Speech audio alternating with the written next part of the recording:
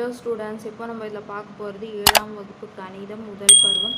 First பாடம் பார்த்திங்கன்னா எண்ணியல் பயிற்சி 1.4ல் 10வது கொஷினுக்கு ஆன்சர் பார்க்கலாம். 10வது கொஷின் பாருங்கள், என்ன கேட்குறாங்க? கழித்தல் 400ஐ 10 சம பாகங்களாக பிரிக்க கிடைப்பது யாது? அப்போ கழித்தல் 400 10ஆல் வகுத்திடுங்க, அதுக்கப்புறம் வர ஆன்சர் தான். அதில் அத்தனை பகுதியாக இருக்குன்னு பார்க்கலாம்.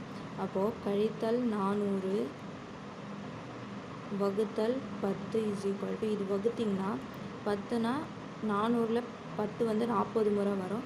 அப்போ கூட்டல் கழித்தல்னால் கழித்தல், அப்போ 40 கழித்தல் 40. அப்போது கழித்தல் 400ஐ 10 சம பகுதிகளாக